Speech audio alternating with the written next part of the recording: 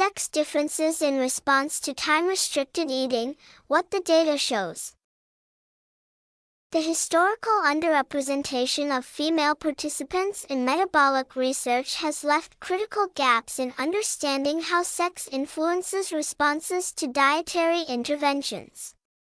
Time-restricted eating research has begun addressing this deficit, with emerging data suggesting meaningful sex differences in both physiological responses and practical adherence patterns. These differences likely reflect the complex interplay between sex hormones, circadian biology, and reproductive physiology, creating a dimension of personalization that extends beyond simple chronotype matching. Preliminary analyses suggest that premenopausal women may experience different metabolic responses to time-restricted eating compared to men, with some studies documenting attenuated weight loss and smaller improvements in insulin sensitivity despite similar adherence to eating windows. Several mechanisms could explain this pattern. Female sex hormones influence both metabolic regulation and circadian clock function, with estradiol and progesterone fluctuations across the menstrual cycle affecting everything from glucose metabolism to appetite regulation.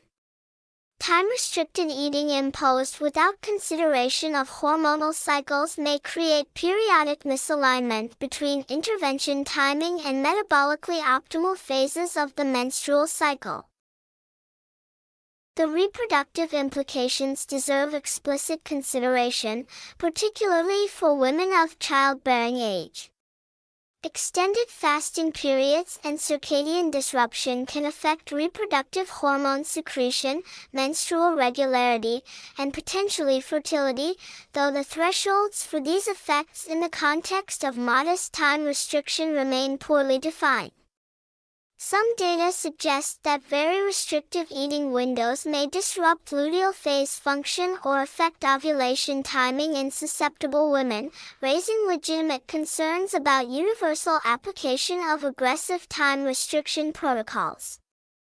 The conservative approach involves monitoring menstrual regularity and considering cycle phase when implementing or adjusting eating windows.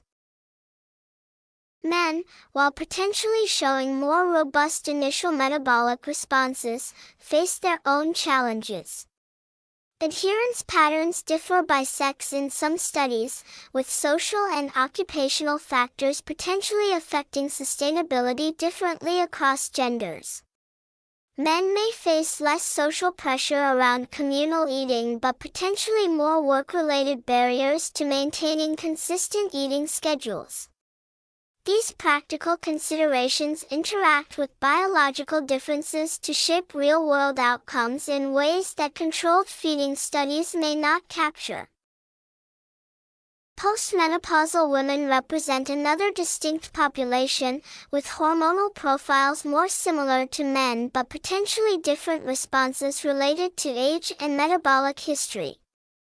The limited data on this group suggests intermediate responses between premenopausal women and men, though individual variation remains substantial. The interaction between menopausal status, hormone replacement therapy, and time-restricted eating outcomes requires systematic investigation. The translational message emphasizes individualization informed by biological sex and reproductive status. Premenopausal women considering time-restricted eating should monitor menstrual regularity and consider gentler eating windows that accommodate hormonal fluctuations. Fertility-focused women might delay implementing restrictive protocols until after conception or choose more moderate time restrictions. Men and postmenopausal women may tolerate more aggressive approaches but should still attend to individual responses. The broader lesson extends beyond time-restricted eating. Sex differences in metabolic intervention responses likely affect many dietary strategies, necessitating research designs and clinical recommendations that explicitly account for this fundamental biological variable. Ignoring sex in nutritional research and recommendations perpetuates an incomplete and potentially inequitable understanding of dietary intervention efficacy.